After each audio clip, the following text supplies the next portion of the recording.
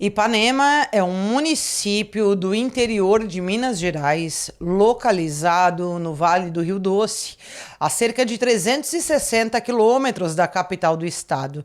Com pouco mais de 20 mil habitantes, essa terra fértil propícia à agricultura começou a ser ocupada ainda no século XIX. Em 1880, foi criado o distrito subordinado a Caratinga. A emancipação veio em 1911 com a instalação oficial em 7 de setembro de 1912. Ao longo do século XX, a força da agricultura foi cedendo lugar à pecuária e ao setor de serviços. Mas Ipanema não perdeu sua essência. É uma cidade linda, cheia de vida, como tantas outras que compõem esse maravilhoso estado que é Minas Gerais. Lá se respira cultura, tem artesanato, música boa com grupos locais, teatro, dança, carnaval, festa de aniversário da cidade e celebrações tradicionais como a Semana Santa e o Corpus Christi. O turismo rural também marca presença com fazendas, trilhas, cachoeiras e até saltos de voo livre na Serra da Pipoca. Resumindo, gente, Minas sendo Minas Gerais, né? Não dá para descrever. Mas como eu sempre digo, não existe classe social, cidade ou estado que esteja livre de todo mal. E foi isso que aconteceu em Ipanema. Um crime brutal que chocou toda a região e que até hoje causa revolta. Porque a verdade é que talvez a justiça ainda não tenha sido feita, se é que se pode haver justiça em um caso como esse. Conheça agora a história de Odil Valentim e toda a controvérsia que gira em torno de um assassinato cruel cometido dentro do seu próprio lar. Olá, minhas deusas e deuses do Olimpo, eu espero que vocês estejam bem. Aqui é a Cris Nunes e sejam todos muito bem-vindos ao canal Doc Criminal. Pessoal, eu peço a ajuda de vocês, por favor, deixando o seu like logo agora no início do vídeo, porque é uma forma de tu estar contribuindo conosco para o nosso crescimento aqui dentro da plataforma do YouTube. O nosso trabalho é bastante concorrido, por isso eu peço gentilmente que vocês nos ajudem aqui, deixando seus comentários a respeito desse caso, que por sinal é bastante polêmico, e também te convido, se tu está passando por aqui nesse momento, se inscreva no nosso canal para essa comunidade maravilhosa, que por aqui nós temos os melhores inscritos e os melhores comentários. Ative o sininho de notificação, porque assim tu fica por dentro de tudo que rola por aqui e não perde nada. Também vocês podem estar nos acompanhando nas redes sociais, onde aqui na descrição do vídeo tem link, tem tudo, e aí por lá a gente avisa quando tem vídeo novo, também vídeos curtos, e a gente se vê por lá também, por que não? Agora, dado todos os recados da missa, vamos para o caso.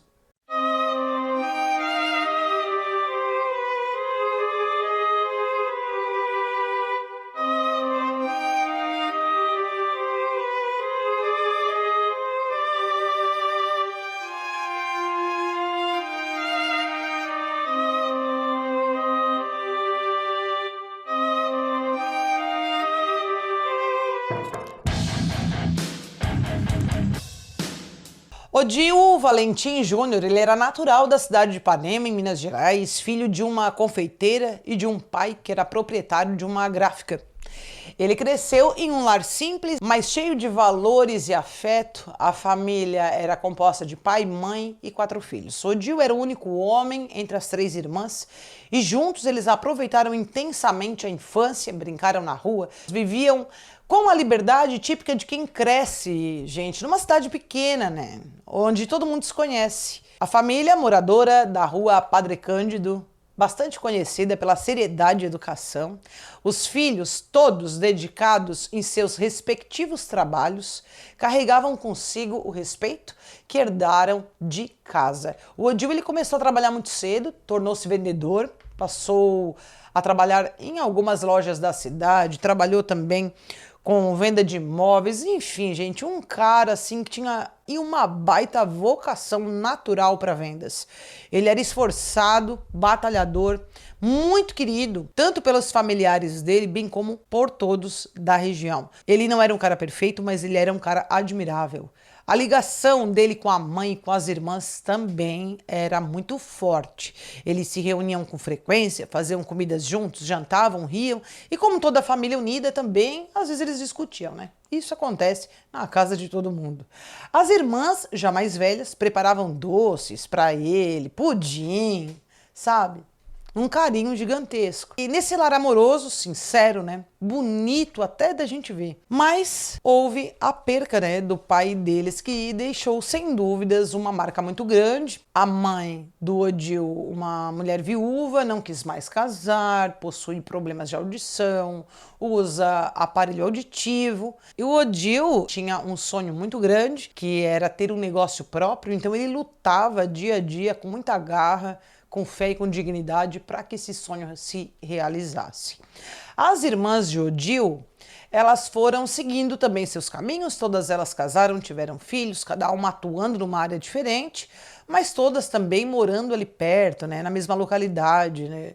O máximo de distância ali é uma quadra.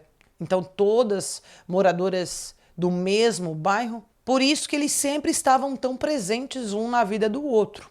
Mas essa mãe viúva, ela nunca ficou sozinha, tá, gente? Nem só o Odil, uma filha ou outra, não. Todos eles passaram a cuidar muito dessa mãe. Quando o Odil ainda era muito jovem, ele conhece a Elizabeth. Elizabeth é uma guria bonita, de cabelos escuros, queridíssima, atenciosa. A família do Odil adorava ela, né? E os dois, eles se deram bem desde cedo, assim, desde que eles se conheceram. Foi um casal que se deu muito bem. A Elizabeth, ela vem de uma família grande, tem mais irmãos, pai e mãe casados, que moram juntos, uma família também da região de Ipanema, e durante a infância e adolescência ela era bastante sociável, cheia de amigos, e entre esses amigos, Claudinei Lopes Ferreira, tá? Nome que mais tarde voltaria à tona da pior forma possível. Mas enfim, quando Elizabeth era jovem, ela também se apaixonou por Odil, assim como ele se apaixonou por ela. Os dois se casaram, passaram a morar na antiga gráfica, né, que o pai do Odil tinha. Essa gráfica ficava do lado da casa dos pais de Odil. Então, esse homem, ele fez a gráfica ali, faleceu, e quando o Odil casa, eles passam a reformar essa casa, transformando a antiga gráfica em moradia. Ou seja, o Odil e sua família permaneceram ali, morando do lado da casa da mãe de Odil, ok? Essa casa da mãe do Odil e do Odil era separada apenas por uma parede. Na parte dos fundos, não no mesmo lote, mas no outro lado da rua, dava fundo, né, com a casa da irmã do Odil, a Ivone. Essa casada com César, ela trabalhava e trabalha como auxiliar de enfermagem, mãe de 2 filhos. A casa da Ivone é uma casa de 2 andares, então, às vezes, se a Ivone estivesse na cozinha, ela conseguia ouvir o Odil gritar, berrar lá da cozinha dele, né? O Odil era um cara que falava muito alto também, né? Já era hábito dele falar alto assim que nem eu, a minha família inteira também fala gritando, é coisa de louco. Mas voltando ao casamento do Odil com a Elizabeth, ele era um relacionamento tranquilo, os dois viviam bem dentro da normalidade, tiveram 2 filhos, o mais velho chamado Jonathan, e 7 anos depois nasceu a pequena Melissa. Ambos foram criados na rua Padre Cândido, número 52, em um ambiente de amor e cuidado, brincavam normalmente, crianças saudáveis, queridas, educadas, muito bem vistas pelos vizinhos e familiares. Anos depois desse casamento, as coisas foram se desenvolvendo, o Odil trabalhando, guardando um dinheirinho, até que ele consegue adquirir um pequeno sítio na área rural de Conceição do Ipanema. Queria plantar, ele se empolgou, queria criar alguns animais, enfim, e aí no começo não deu muito certo esses plantios dele, porque o que ele tinha de bom vendedor, ele tinha de muito ruim para plantar. Mas como sempre eles faziam, a família acaba se unindo para ajudar ele, vão lá fazer a horta, porque a primeira horta que ele plantou não vingou nada, e aí a mãe dele vai lá, faz uma horta nova, ele começa a plantar uma coisinha aqui, outra ali, árvores frutíferas, flores, verduras, né? Ajeitava a cerca e ele foi arrumando. Não era um sítio assim, oh meu Deus, que sítio. Não, um sítio pequeno, muito simples, né? Inclusive o tio da Elizabeth, que era muito amigo do Odil, sempre se deu muito bem com ele, acaba indo nesse sítio ajudando várias vezes, várias e várias vezes. E não demorou muito para que, quando essas plantas passassem a vingar, o Odil ele se rendesse à beleza de ver a natureza, né? Ver a planta crescer. E aí foi empolgado plantar um ipê amarelo, uma árvore que a irmã dele ama. Bom, nesse sítio ele também construiu uma casinha, gente, muito simples de madeira, só um cantinho que ele queria porque às vezes podia ir para lá descansar, sabe? O Odil ele todo dia dava uma passada por lá, todo dia ele ia uma coisinha para ajeitar, outra, né? Até conseguia colher ali as coisas que ele tinha plantado. Então todo dia ele estava lá metido no sítio. E o Odil, apesar dele ser muito espalhafatoso, assim, muito berrão, falava, né, muito alto, como eu disse para vocês, mas ele brincava com tudo. Ele era uma alegria em pessoa. Contava história, ele fazia piada. Mas ele também se irritava de vez em quando, tá? Ele reinava dentro de casa, com os filhos, ele brigava que tal coisa estava errada. Ele era assim, o que tinha para falar ele já falava. Mas uma coisa era certa, gente. O Odil ele não era perfeito, mas em casa nunca faltou nada, tá? Principalmente quanto à comida, que ele sempre fez questão de comprar do bom e do melhor, não deixar os filhos passar dificuldade, faltar uma roupa, faltar um calçado, faltar uma comida, nada. Então ele trabalhava muito para isso. Porque o Odil, ele era um pouco doente, volta e meia ele ficava doente. Ele tinha a saúde bem fragilizada, o que exigia cuidados. E quando chega a Covid, o Odil pega a Covid. Passa um bom tempo internado, lutando pela vida, tá? Até que ele recebeu alta e continuou o tratamento em casa. E aí, como o Odil, como eu disse pra vocês, era conhecido por todo mundo, era um cara que falava com outro, a galera sabia que ele tava quase morto no hospital, tinha ganhado alta. Então, quando viam ele na rua, diziam: e aí, Odil, tá melhor? Melhorou de saúde e tal?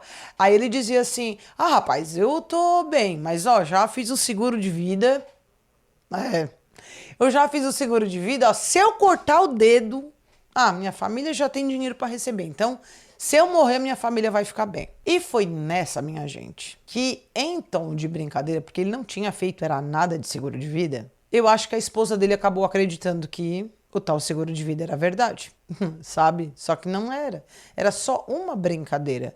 Mas que para ela, talvez de tanto ouvir aquele marido falar que fez seguro de vida, que ela tomou a informação como verdade. E uma outra coisa que eu acabei esquecendo de contar para vocês é que tanto a Elizabeth quanto o Odil, eles eram muito religiosos. Gente, muito, muito religiosos. Eles são católicos. Era a missa, era a grupo, era a reunião da igreja, era tudo eles ajudavam muito, eles estavam sempre presentes. E aí é nesse espírito religioso que a Elizabeth, ela começa a frequentar a igreja além do normal do que ela já frequentava. Ela entra para um grupo de oração.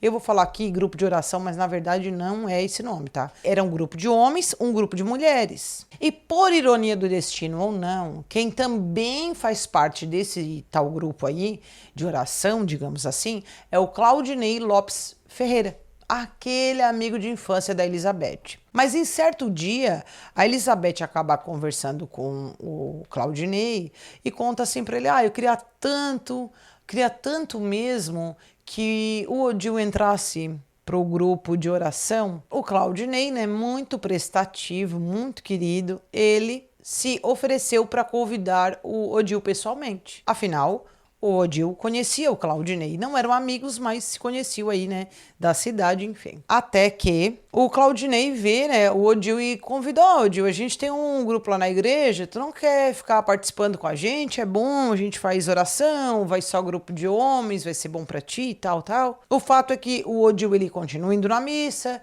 ajudando na igreja, mas aquele assunto do grupo morreu por ali mesmo. Em meio a isso aí, de entra para grupo, convida para entrar no grupo de oração, ninguém nem sequer imaginava que, na verdade, a Elizabeth nutria sentimentos por Claudinei e, pelo jeito, o Claudinei também nutria sentimentos pela Elizabeth. Talvez isso no passado e tenha se reacendido depois, ou se realmente, como eu sempre digo, a cabeça vazia é a oficina do diabo e talvez ela muito sem ocupação na cabeça e ele também, né, começou aí a desenvolver alguma coisa extraconjugal. Mas afinal, quem é o Claudinei Lopes? Quem é esse cara? Quem é esse cara aí? Pois bem, o Claudinei Ferreira, minha gente, ele é natural de Ipanema de Minas e desde pequeno ele conhecia Elizabeth, as irmãs dela, os tios, porque eles se davam muito bem, né? Até os pais da Elizabeth conheciam o Claudinei. Claudinei é um homem alto, forte, trabalhava com serviços gerais. Teve um primeiro relacionamento do qual nasceu um filho, mas esse romance não foi para frente. Depois ele conhece uma outra mulher. Esta já tinha uma filha. E aí, juntos, eles desenvolvem um relacionamento onde tem uma pré-adolescente juntos. Eles ficam casados, o Claudinei e essa mulher, por cerca de 15 anos. Ou seja, o Claudinei, ele era casado. E a família moravam em uma casa que fica localizada mais ao fundo de um grande lote, na beirada do rio São Pedro, possuindo portões que dão segurança à moradia. Nesse lote grande moram mais duas famílias, cada uma em uma casa, ali todos são parentes. Claudinei não era exatamente um marido fiel, sossegado, não. Mesmo casado, ele vivia solto no mundo, como se fosse um gurizão. Ele saía aí para jogar futebol, dia sim, dia não. Aí ele vivia na igreja, fazia parte do grupo de oração, passava no bar, entenderam? Um negócio bem contraditório. E às vezes a mulher dele nem sabia onde é que ele estava. Sabia de nada. Esse aí é o tipo de cara que a Elizabeth, casada com o Odil, o cara trabalhava até tarde da noite, passa a se envolver. É bem assim que a barca anda, minha gente. A mulher do Claudinei, por outro lado, parece que é bem tranquila. A filha dela, mais velha, a enteada do Claudinei, contou que a mãe, claro, não gostava das saídas do marido, mas como não tinha provas, não tinha nada, como que ela ia bater de frente, né? Não dá. Porque ela só poderia bater de frente com o marido que não parava em casa, se caso ela tivesse provas que ele teria outra pessoa. A mulher trabalha como manicure, não usava rede social, mais introspectiva, mais na dela. Então, o que o Claudinei fazia, o que saía na rede lá do pessoal que mora em Ipanema, ela nem sabia. Ela nunca sabia nada. O próprio Claudinei disse que nunca pensou em deixar essa mulher. Não, mulher boa, hein? Ele saía, ela não sabia onde ele estava, às vezes ela dava uma renada, mas era uma mulher de não fazer escândalo, não cobrava satisfações dele quando ele saía, ou seja, Claudinei e a esposa se davam bem até demais, nas palavras dele. Agora, por que motivo ele amava tanto essa mulher, se dava muito bem, uma mulher boazinha que, nossa, ele passa a trair a esposa com a Elizabeth, sua amiga de infância? Não dá para entender. Uma pessoa tão bem no casamento começa a se envolver com a mulher do outro cara. É bem estranho, né? Mas vamos seguir. O que se sabe é que o relacionamento entre o Claudinei e Elizabeth começou bem antes do que todos imaginavam. Inicialmente pensava-se que era algo recente, no ano de 2022. Mas segundo o próprio Claudinei, os dois já estavam juntos desde 2019. Enquanto o Odil trabalhava, a Elizabeth e o Claudinei se encontravam, eles iam para motel, eles trocavam mensagem, eles tiravam fotos juntos, inclusive na época da Covid, onde os locais, a maioria estavam fechados, os dois iam num motel específico da cidade, dizem que lá não são muitos, mas que era visível nas fotos, parede, coisa e tal, que a galera conhecia, que era um determinado motel que, inclusive, nesse período aí da pandemia, foi o único estabelecimento que se manteve aberto. E aí chegou ele a comprar um chip. Pra quê? Pra falar com a sua amada, claro. Bem assim. Apesar de tudo isso acontecendo, dessa relação com o amante, Elizabeth, ela nunca reclamou do marido, tá? E também ela não tinha motivo para reclamar, porque o Odil, ele era um bom esposo. Simples, mas dedicado ao extremo. Esse homem, ele não media esforços para agradar a mulher que ele amava.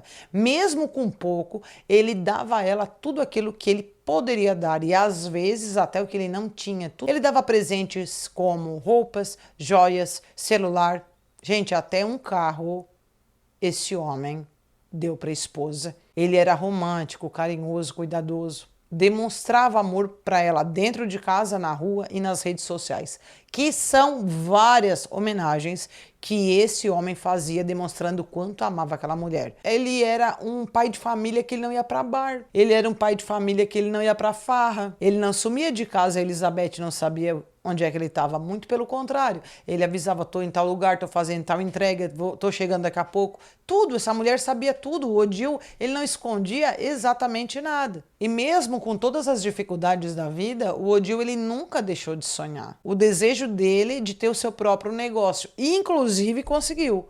Ele adaptou um espaço dentro da casa e montou uma pequena fábrica de salgadinhos, pessoal. Deu tão certo o negócio deles que eles vendiam salgadinhos para comércio, residências. Tinha pessoas que iam até a casa deles para comprar salgadinhos que dizem que eram deliciosos. A galera do comércio saía correndo na hora do café, iam lá para comprar. E logo os salgadinhos virou sucesso na cidade. A família toda ali se ajudava. Elizabeth trabalhava na produção, o Jonathan, o filho mais velho, também. E sobrava ao Odil fazer entregas. E o Odil rodava pela cidade toda. E aonde chamavam, ele não ligava, ele não reclamava. Se chamasse ele meia-noite, ele sabia que tinha que fazer entrega, ele ia até meia-noite. E não era raras vezes que ele trabalhava até 11, meia-noite. Em bairro perigoso ele ia, em comunidade, aonde que fosse. Não interessava, ele não tinha esse negócio, em tal lugar eu não vou. Não, o Odil ele ia por tudo. Portanto, o negócio estava indo bem e muito bem. O Odil ele chegou a comentar com a irmã dele que ele estava tão feliz com o negócio, mesmo com as contas, ele conseguia pagar e ainda conseguia manter um dinheiro guardado. Vocês olham que benção. Mas a vida é assim. Quando a gente pensa que está tudo bem, vem uma avalanche, destrói tudo, né? Pois é, a relação entre Claudinei e Elizabeth ficava cada vez mais estreita, e o que começou com mensagens escondidas e encontros em segredo virou um romance intenso, cheio de promessas e transferências bancárias. O Claudinei, gente, ele trabalhava um dia pintando uma casa, outro dia ajudando um pedreiro. Em vez de ele pegar esse dinheiro e investir na família dele, ele mandava para Elizabeth. Nos últimos meses mesmo, com mais e mais frequência. As juras de amor eterno entre os dois eram constantes e o medo de não ficarem juntos também. Na metade de 2022 veio o primeiro abalo. A igreja organizou ali um retiro espiritual. Primeiro foi a vez dos homens. 3 dias ficaram eles em oração, ouvindo palestras sobre fidelidade, valores morais, valores familiares. Claudinei participou e depois veio o grupo das mulheres. Antes mesmo da Elizabeth partir, o Claudinei demonstrou por mensagens o pavor, o medo que ele tinha de perder essa mulher. Temendo que ela ouvisse aquelas pregações, ela desistisse do romance extraconjugal que levava com ele durante todo aquele tempo. Mas Elizabeth tranquilizou o homem, disse que só estava indo por obrigação e que nada, absolutamente nada,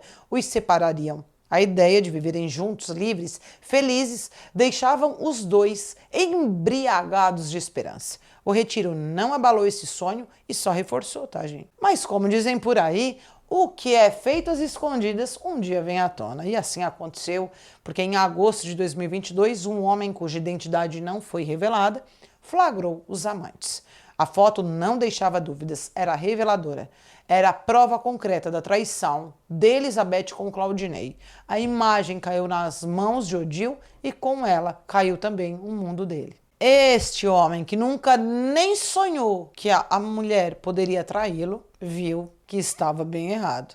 Com o coração em pedaços, correu para procurar consolo com a única pessoa com quem ele confiava de olhos fechados, que era a irmã dele, Ivone, né? Naquele dia, a Ivone estava no seu trabalho, funcionária pública, fazendo exames em pacientes, né? Ela fazia elétrons. E o Odil apareceu lá pedindo que ela o atendesse com muita urgência. E ela pediu assim, não, Odil, eu vou te atender, mas tu espera um pouquinho, vou terminar esses pacientes aqui e já vou conversar contigo, meu irmão.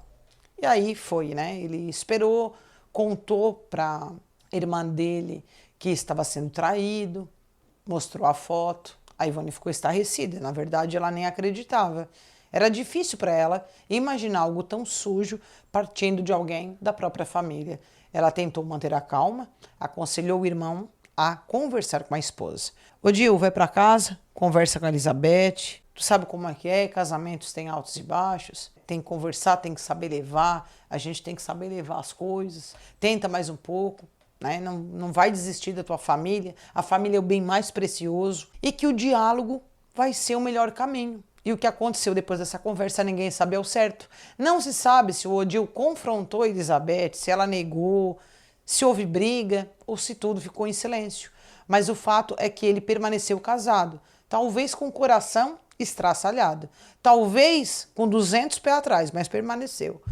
Em outubro de 2022, Odil ele decidiu fazer algo que mudaria o rumo de tudo. Ele conversou com um amigo dele, dono de uma empresa de segurança, e pediu que o mesmo instalasse câmeras de segurança em sua casa. O motivo para isso poderia ser para acompanhar a movimentação da esposa, né? Mas a irmã dele diz que ele pede para instalar essas câmeras de segurança por conta do trabalho, porque como ele ficava bastante tempo fora fazendo entrega, ele queria saber o que o filho estava fazendo, o que a mulher estava fazendo, e aí assim ele podia dizer, ó, tá errado aqui, o Jonathan vai trabalhar, tá na hora, sabe? Essas coisas assim, porque quando a empresa é familiar, a gente tem tendência a ficar um pouco confiado, né? A partir daí funcionava mais ou menos assim. O Odil, ele observava as câmeras quando ele não estava em casa. Uma outra coisa que muda, o Odil exige que a Elizabeth não mantenha mais senha no telefone celular. Não, ela não podia mais ter senha, tinha que deixar aberto. E talvez isso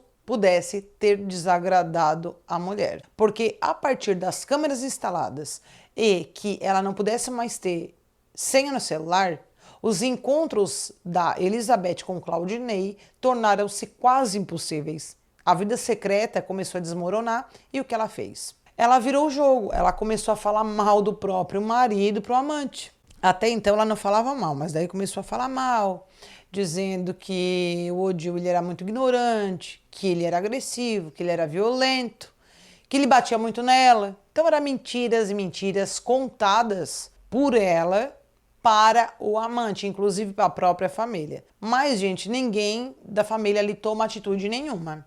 Agora, por que não toma?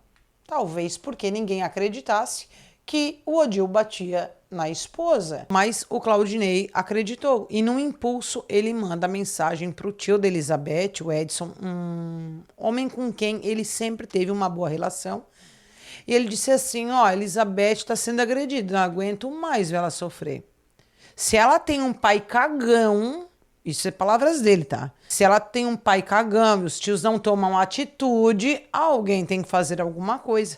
A cada dia, Elizabeth martelava mais e mais na cabeça do amante. Chorava, dizia que era agredida, que não aguentava mais, pintava o Odil como um monstro. Só que veja bem, o Odil agredia ela estava louca para sair de casa, mas ela não tomou uma atitude, por exemplo, de registrar um boletim de ocorrência. O que poderia, inclusive, ajudá-la, né, a se separar, a deixar do marido.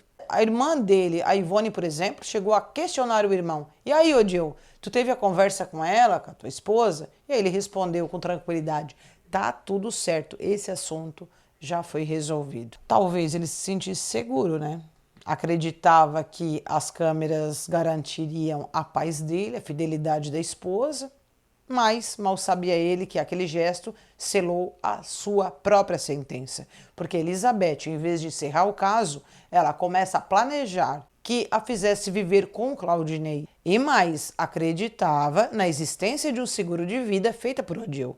O mesmo que ele mencionava em tom de brincadeira, rindo, dizendo que se cortasse um dedo, a família receberia indenização. Ela levou a piada muito a sério. 15 de dezembro de 2022, uma quinta-feira quente de verão, por volta das 3 horas da manhã, uma discussão se inicia dentro da casa número 52 da rua Padre Cândido. Segundo a versão contada mais tarde por Elizabeth, Odil teria se exaltado e agarrado em seu pescoço.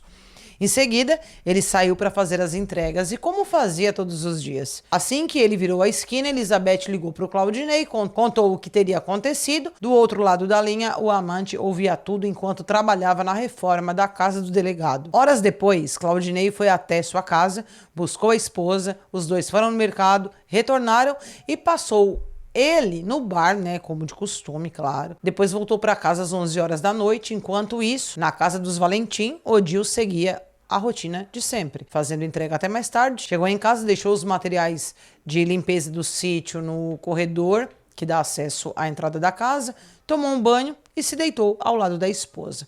Pouco tempo depois, alguém retirou o DVR da câmera de segurança e foi nesse instante que as imagens pararam de ser gravadas tanto interna quanto externa. A partir dali, nada mais seria registrado, o portão da frente ficou aberto, talvez de propósito. A casa, então, silenciou-se. Odile e Elizabeth no quarto deles, os filhos Jonathan, prestes a completar 18 anos, como eu havia dito, e Melissa, de 11 anos, foram dormir no quarto ao lado, um espaço de apenas 3x3, tá? Eles dividiam esse quarto e cada um ali tinha uma cama de solteiro, e assim se iniciou a madrugada de sexta-feira, sendo já 16 de dezembro de 2022.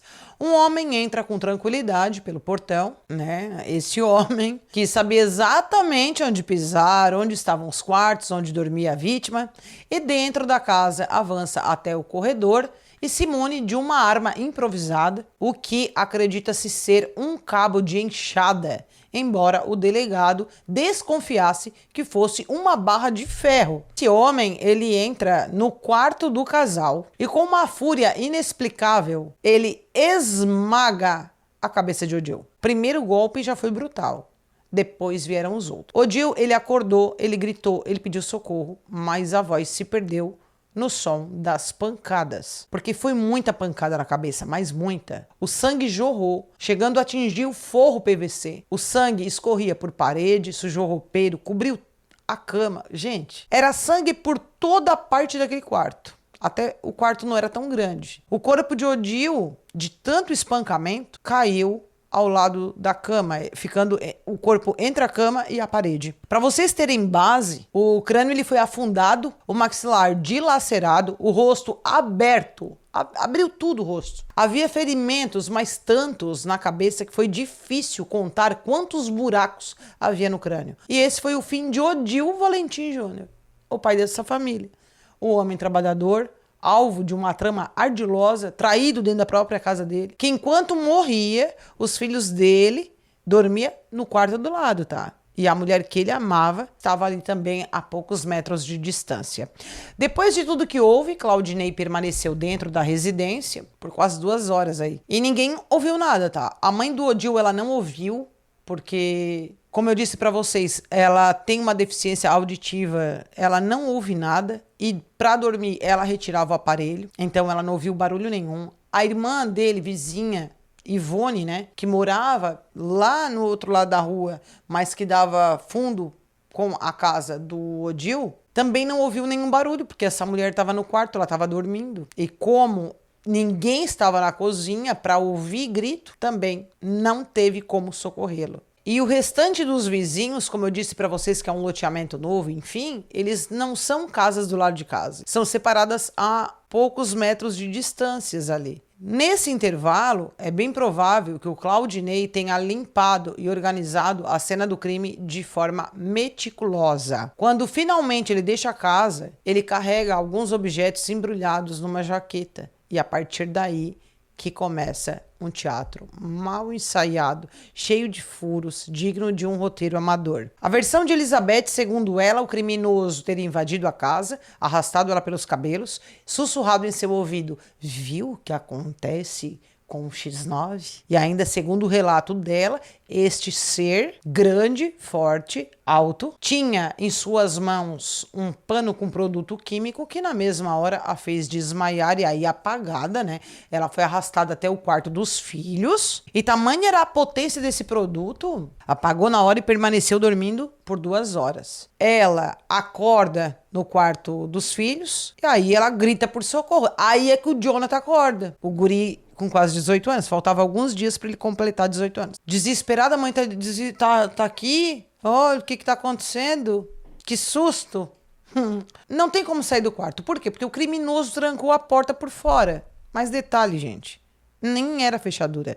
Essa porta ela era trancada por fora com um ganchinho, sabe? Um ganchinho que se faz de fio um pouquinho mais grosso. Outra coisa também, entre a porta e a vista da porta, tinha uma distância, uma greta. Era só passar o dedo assim pra cima, ó, que o ganchinho saía. Esse quarto também tem janela, né? E essa janela, ela dá pra um corredor pra fora da casa. E uma janela baixa, de 1,20 m de altura do chão. Era bem fácil pular a janela e procurar ajuda. Mas eles não fazem. Não, eles não fazem isso. O que o Jonathan faz? Ele liga pra tia dele, chamada Angela, essa irmã da Elizabeth. E aí ele conta que ele estava trancado, que o homem invadiu a casa, que por favor fosse lá. Depois que ele fala pra tia, essa tia, aí, a Angela, ela apavorada, liga pra polícia e já pede socorro. Isso às 4h07 da manhã. Jonathan também liga pra avó. Imediatamente liga para a filha Ivone. A filha Ivone estava com o telefone desligado. Então, essa senhora liga para o genro César.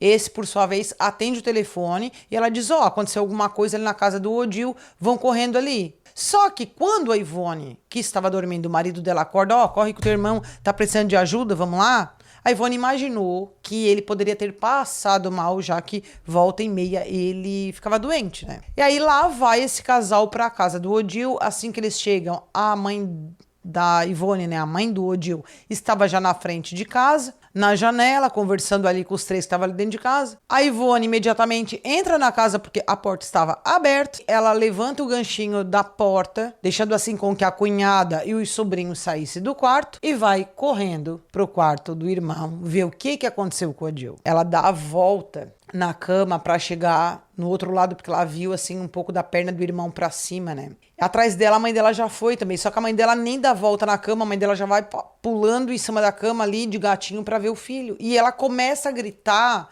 Ivone, socorre ele, ajuda ele, anda, rápido. Mas a Ivone percebeu que o irmão dela não tinha mais vida. Ele estava morto. Ela passa a mão na cabeça dele e ela já vê que tinha muito buraco no crânio. Sabe? O rosto dele estava todo aberto. E a mãe dela naquele griteiro, a vizinhança já chega, tira a mãe dela dali. A Ivone liga pra ambulância, liga pra polícia, mas por um momento a Ivone fica em dúvida. Será que ele tá morto mesmo? Será que não? Aquela sensação, sabe? Logo, a polícia chega, se depara com a Elizabeth sentada na sala. Essa, por sua vez, diz que Odil e ela ficaram acordados até 00h45, quando depois foram dormir. E aí, depois disso, é toda aquela história que eu contei para vocês, bem estranha. A polícia meio que começa a desconfiar dela logo aí. Isso porque não havia nenhum sinal de bagunça dentro de casa, não havia nada, porque se ela foi arrastada até o quarto das crianças, não tinha como tudo estar daquela forma impecável. Outra coisa, ela não estava com medo, ela não gritava que alguém invadiu a casa dela, nada, ela estava assim muito tranquila. Além disso, ela relatou, né, que foi ali de certa forma dopada, porém ela não apresentava ali nenhuma bagunça na mente dela na hora de falar as coisas, tudo ali era muito claro. Uma outra coisa que chamou a atenção da polícia foi o tamanho do quarto das crianças, né? Eu digo das crianças ali, né, dos filhos deles, que era pequeno. Então, como que esse homem entrou dentro daquele quarto, um homem grande, que arrastou Elizabeth, trancou a porta por fora, mas que esse filho não acordou, como que ele não percebeu? Nada. A mãe, o grito do pai, nada. Por que eles não pularam a janela? Por que eles não abriram a trinca da porta? Por que não foram atrás de Odil? Parecia que ninguém ali estava surpreso com nada. Logo perguntaram sobre a câmera de segurança e a Elizabeth disse assim: olha, foi subtraído o DVR. Mas assim que os policiais olham, aqueles cabos foram retirados com muito cuidado, que demonstrava que esse criminoso ele não teve pressa para tirar o aparelho do lugar. O Jonathan, o filho, contou que não ouviu nada durante a madrugada. A única coisa que ele afirmou foi que na noite anterior ele presenciou o pai agredindo a mãe. A perícia foi até o local, não havia sinais de arrombamento. No quarto do casal havia R$5.000 em dinheiro, além de joias, correntes, brincos de ouro, né? E o criminoso foi lá, matou o Odil, fez tudo aquilo. mas não levou nada. Nem mesmo o celular do Odil, que era um celular novinho, última geração, eu acredito que até era da Apple. Mas levou o da Elizabeth, que era um modelo bem simplesinho. O corpo de Odil, ele foi encaminhado ao IML. O velório aconteceu no sábado, dia 17 de dezembro. Tudo foi organizado pela irmã dele, pela Ivone. A comunidade inteira compareceu comovida para dar adeus, né, ao Odil, que partiu aos 46 anos. Ninguém conseguia acreditar. Quem que seria capaz de fazer aquilo com o Odil e por quê? A tristeza tomava conta de todo mundo, mas o luto era acompanhado por uma enxurrada de dúvidas, na verdade. E para surpresa geral, assim que a Elizabeth saiu da delegacia que estava a prestar esclarecimentos, a equipe investigativa, ela faz um pedido bem fora do contexto. Ela liga para nora da Ivone e pergunta se seria possível antecipar o horário do enterro, porque ela não queria que demorasse muito, né? Então ela queria que logo fosse lá enterrado. As pessoas não entenderam o porquê daquilo, mas obedeceram ao pedido da viúva. Naquele final de semana, novos depoimentos foram colhidos. A Elizabeth retornou à delegacia acompanhada de uma advogada, que é amiga dela, disse que ela não sabia de nada, que amava o marido, que ele era maravilhoso. Um discurso que já nem convencia as pessoas mais ingênuas do mundo. A essa altura, a polícia trabalhava com a hipótese que não podia ninguém ter invadido aquela casa. O crime poderia ter ocorrido por alguém ali de dentro. Ou era a esposa ou era o filho. Bem, na segunda-feira, dia 19 de dezembro, a primeira atitude que a Elizabeth tem foi ir ao banco, verificar o saldo da conta, confirmar se existia seguro de vida do marido, e foi aí que ela descobriu que não havia seguro de vida nenhum. Era só blefe do Odil. Mas a vida de Elizabeth seguiu, junto com um dos filhos. O que eles fazem? Era final de ano, né? E aí, naquela mesma semana, eles vão pra praia. Por quê? Porque eles já tinham programado antes. A morte do marido, ao que tudo indica, não foi suficiente para mudar os planos. Já a família do Odil, que também havia programado viagem para a praia, desistiu, não tinha mais clima, não tinha o que comemorar. Uma tragédia daquelas, um crime brutal como aquele? Pois é, mas quem ama é diferente de quem não ama, né? Enquanto a polícia avançava nas investigações, a equipe da Polícia Civil, com apoio da Polícia Militar e sob o comando do delegado dos Reis, teve uma nova pista. Um dos vizinhos do Odil possuía uma câmera de segurança instalada na casa. O problema é que esse vizinho ele estava viajando. Mesmo assim, os investigadores, como é cidade pequena, conhecia familiar daquele vizinho, então foram atrás desses familiares, que conversaram com o morador da casa, e foi por volta das 3 da tarde que eles tiveram sucesso. Entraram ao imóvel desse vizinho, analisaram as câmeras registradas na Rua dos Valentim. Só que essa câmera, gente, ela não tinha uma imagem muito boa. Naquele dia a iluminação também não era favorável, mas foi possível ter uma descoberta crucial. Um homem com o rosto parcialmente coberto, porque ele vai passando na rua, quando ele vê que tem a câmera, ele tapa o rosto. Então aparece esse homem com o rosto parcialmente coberto, passando em frente à residência e entrando no imóvel a 1h42 da manhã. O mesmo não forçou a entrada, entrou com naturalidade, como se o portão estivesse destrancado, permanecendo lá por quase 2 horas. Ele sai de lá 2h57, carregando uma jaqueta enrolada com objetos, provavelmente ali os aparelhos de imagem, né? Que segue rumo ao bairro Boa Vista. A partir desse ponto, o caminho percorrido por ele não era mais coberto por câmeras, porque o rastro sumia e naquela comunidade a galera ali não tem câmera de segurança por conta de grupos criminosos, né? Que evitam esse tipo de situação, nem isso o morador mais hoje de bem tem direito de ter. Enquanto isso, Claudinei a fazer pesquisas no celular sobre homicídio, possíveis penas e o que poderia acontecer caso ele fosse preso. Mas em momento nenhum ele rompeu o contato com o amante. Ele continuava enviando mensagens, todas elas de modo temporário, só que, como a cidade é pequena, logo a notícia se espalhou. As imagens de segurança, elas foram divulgadas. É assim que a comunidade começa a ver aquele homem que entrou na casa do Odil, surgiu o burburinho, peraí, mas o Claudinei tinha um relacionamento com a Elizabeth. E aí não demorou muito para que toda a cidade soubesse do relacionamento extraconjugal, bem como o Claudinei, sim, era para ser investigado, tinha gente que já achava até que ele estava preso. E aí começou. Quando alguém via ele, disse assim, Tá, ô Claudinei, mas tu não foi chamado na delegacia, tá? Mas por que tu tá aí solto ainda? Só que o Claudinei negava tudo. Ele dizia, eu não tenho nada a ver com isso, eu não sei de nada, não fui eu. A enteada dele, que inclusive é formada em direito, período aí ela já atuava na área, ela passa a ser questionada pelas amigas dela, pelas colegas. A resposta sempre era a mesma. Ela dizia, naquela noite eu vi meu padrasto em casa e não sei de mais nada. Aí ela contava com grande riqueza de detalhes. Esses detalhes que ela relata, ela diz que ela sabe porque de tanto que perguntaram pra ela que ela até gravou. Mas assim, ela dizia, eu cheguei em casa por volta das 7 horas, eu tomei um sorvete com a minha amiga antes de chegar em casa, eu vi a minha mãe sair com o Claudinei, eles retornaram, depois ele saiu de novo, ele retornou. Às 3 horas da manhã, a cachorra que dormia comigo não tava, e eu tava com medo dessa cachorra estar lá no canil.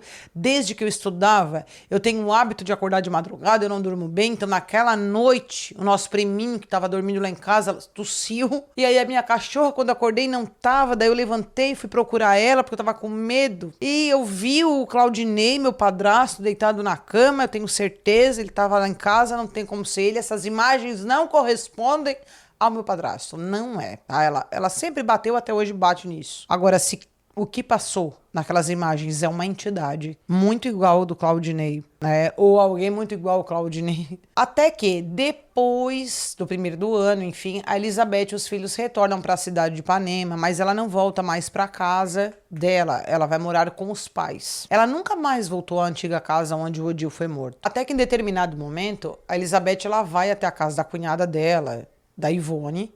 Quando elas estavam sozinhas na cozinha, a Ivone louca pra perguntar, porque aquele papo do amante, não sei o que, tava na rua, ela pergunta assim, Beth, tu tinha realmente um caso com o Claudinei? E a Elizabeth negou, ela disse, não, nunca tive caso com ele. E aí a conversa morreu ali, a Ivone não insistiu, mas a partir disso, a Elizabeth, ela se afastou por completo.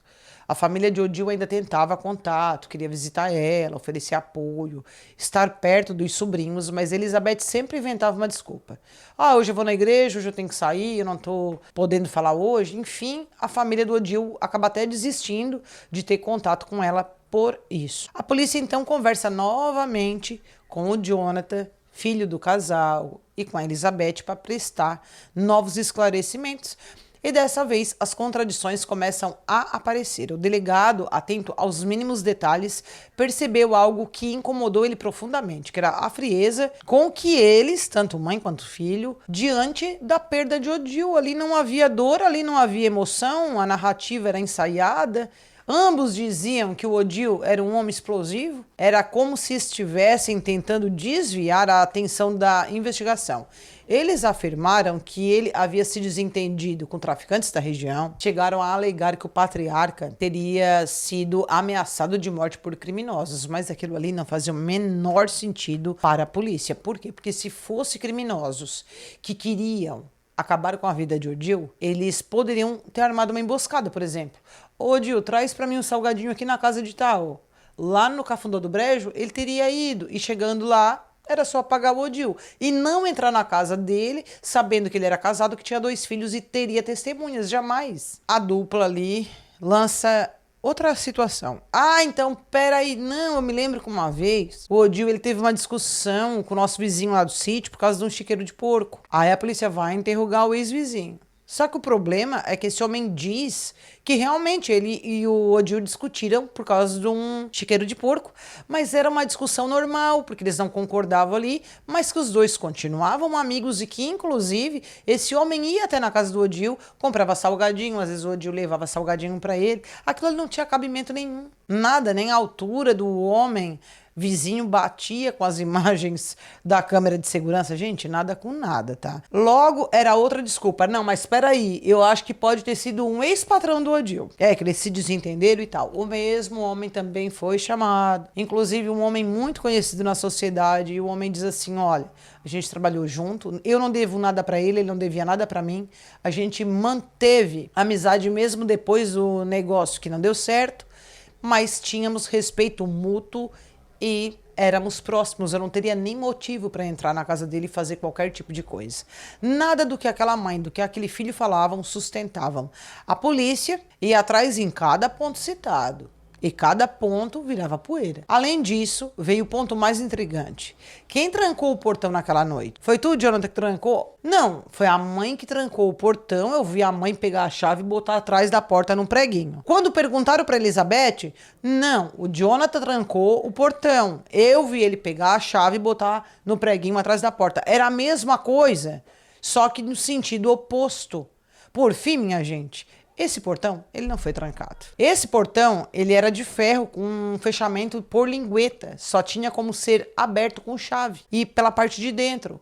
Então, esse portão, ou ele estava aberto ou alguém abriu. A investigação, então, decidiu ir além. Buscaram um fabricante do DVR, o aparelho da câmera de segurança, né, que foi retirado da casa dos Valentim. E foi aí que veio o choque. Por quê? Porque o sistema, ele não foi desligado na madrugada do crime, como deveria ter ocorrido, né? Porque o criminoso entrou 1h42 da manhã, mas o aparelho ele foi desligado dia 15, não no dia 16. Ou seja, quando o assassino chega na casa, o DVR já havia sido retirado. Não havia dúvidas, alguém ali estava mentindo. Se era Elizabeth, se era o Jonathan, se eram os dois. A certeza que restava era uma só: o assassino era alguém conhecido. E tudo indica que foi recebido de portas abertas.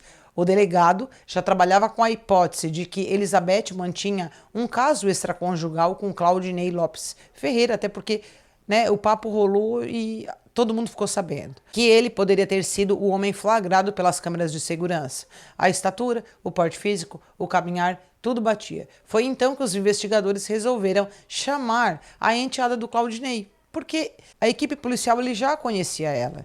Ela fala pro delegado as mesmas coisas que eu já falei pra vocês aqui. Cachorro que não se dava com outro cachorro, o primo que tossia, o Claudinei que tava em casa, enfim. Quando mostraram pra ela as imagens de segurança, ela disse: não é ele, o André é diferente, eu convivo com ele todo dia, não é o Claudinei, não é. Só que cai de bandeja mais de duas pessoas que não queriam se identificar, não queriam servir de testemunhas, não queriam se envolver nesse caso.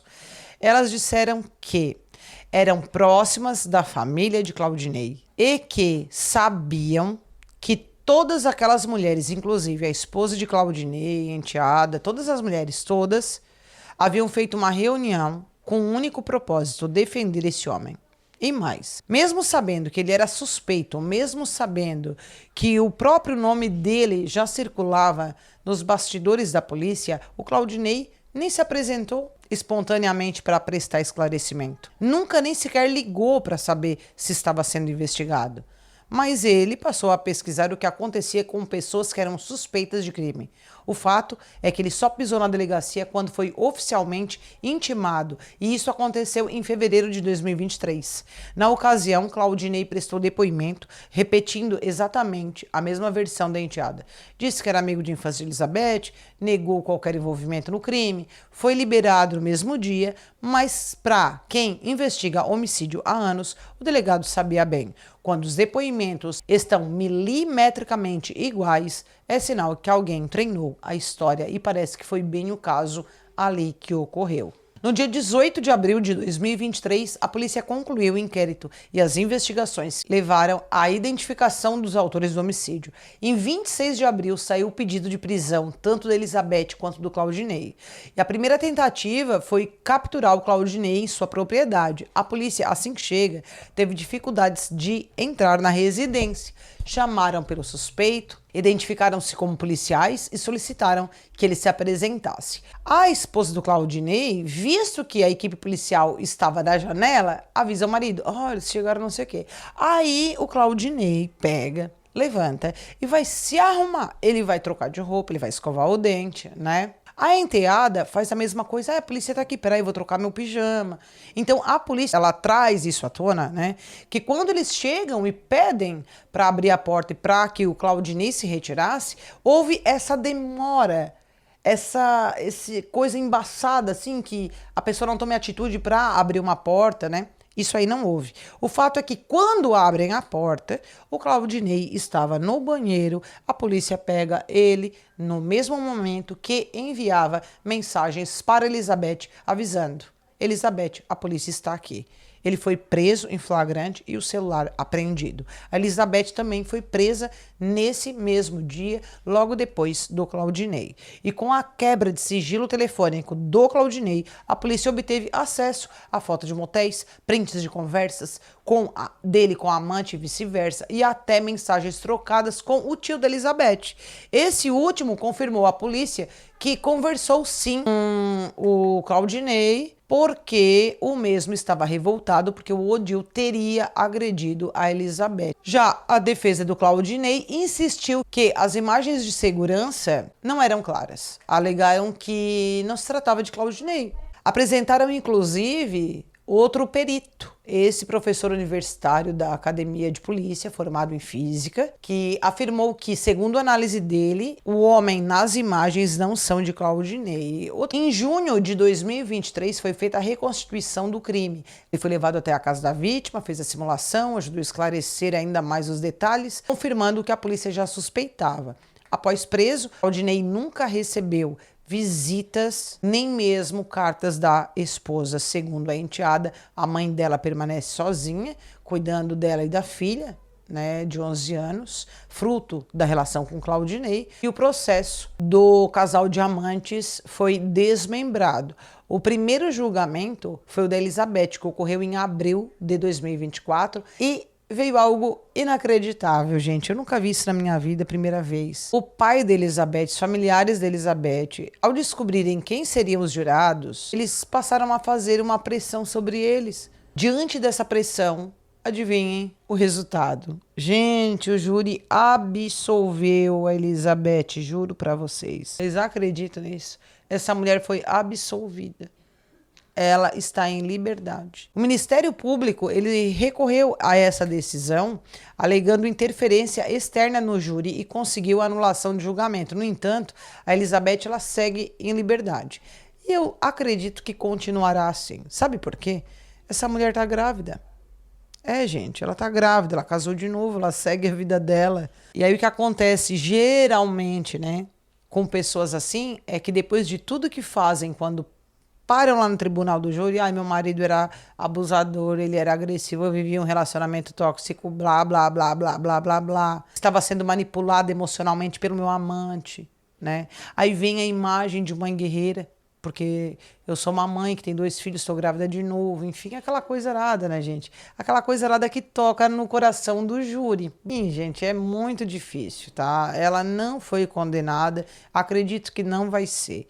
Que culpa ela tem, né? Coitada. O amante que invadiu a casa dela, matou o marido dela. Deus nos livre. Como diz um policial do Ceará certa vez, a sociedade tem o que merece. Não dá para entender esses júri. Não dá. Não dá. Quando o júri aponta uma mulher dessa como inocente, não tem polícia, não tem juiz, não tem promotor que faça milagre. Aí depois a gente diz, a justiça não existe. Não. Também depende da sociedade fazer um pouquinho de força, né? Quanto ao julgamento do Claudinei Lopes Ferreira, ele ocorreu no dia 30 de julho de 2025, ocorreu no Tribunal de Júri da Comarca de Ipanema, presidido pela juíza Luciana Mara de Faria. O julgamento ocorreu por cerca de 18 horas. Foram ouvidos o soldado Francisco, que atendeu a ocorrência, o delegado dos Reis, responsáveis pela investigação, a irmã do Odil, que fez um relato carregado de dor e realismo, falou das imperfeições do irmão, ela foi muito sincera, fez do irmão dela um santo, ela simplesmente falou a verdade. Contou também do vazio que ele deixou, da dor da mãe dela que nunca se recuperou, e mostrou também um dente do Odil, que foi encontrado inteirinho quando elas foram limpar a casa. Estão guardando o dente para enterrá-los somente quando a justiça for feita. Também foi ouvida a enteada do Claudinei, que manteve a mesma versão inicial, mesma coisa. E por fim, o Claudinei falou. Esse confessou que era amante de Elizabeth há 3 anos, e ela relatava a ele agressão que sofria do marido, mas afirmou que nunca teve intenção de deixar a família dele para ficar com ela e negou qualquer envolvimento no crime. O júri foi soberano. Claudinei foi condenado a 33 anos, 5 meses de prisão em regime fechado pelo assassinato brutal de Odil Valentim Júnior. A família respirou aliviada, mas a verdade é que a justiça completa, gente, não vai vir. Não vai vir. Porque por mais que alguém seja preso, não há pena que repare a vida tomada com tanto ódio e crueldade. Por fim, na casa 52, Ipanema de Minas Gerais ficou no silêncio. Não se roda mais a fábrica de salgados, não se ouve mais as piadas de Odir, nem seus gritos. E as imagens dele imitando tocar sanfona ficou só nos registros dos vídeos. O sonho do sítio se acabou. Os clientes não têm mais como comprar o delicioso pastel de queijo com leite condensado, que inclusive eu nunca comi um desses, mas depois que ouvi falar que existe esse pastel, eu tenho vontade de comer um só para experimentar. Naquela casa, um pai de família tombou, um filho amado, um irmão inesquecível. Odil foi traído, humilhado, espancado. Em um enredo encenado nos dias que se seguiram, silêncios cúmplices, lágrimas secas, versões mal contadas, portas trancadas por dentro e corações trancados por conveniência. A justiça chegou para Claudinei, mas nunca a verdade foi completa. Essa não apareceu. Essa talvez siga trancada de algum quarto escuro, da consciência de quem sobreviveu, né? Aquela madrugada, ou de quem não teve coragem de contar tudo que sabia. Elizabeth segue solta, sorrindo e feliz. Vida que segue. Como se a morte de Odil fosse uma página virada para ela, parece. Enquanto isso, a mãe guarda um dente de um filho como símbolo de tudo que restou. A filha pequena, aquela que dormia em silêncio no quarto ao lado, talvez um dia pergunte para a mãe dela, né? E aí, mãe, quem matou meu pai? E o que essa mulher vai responder? Porque no fim, o que fere não é a violência do ato, mas é a impunidade que dança sobre o sangue das vítimas e a frieza de quem cala, a covardia de quem assiste e a manipulação disfarçada de amor. Eu desejo muita força à família Valentim, que juntos se façam alegres, assim Odil vai viver. Um grande beijo e que o universo nos abençoe.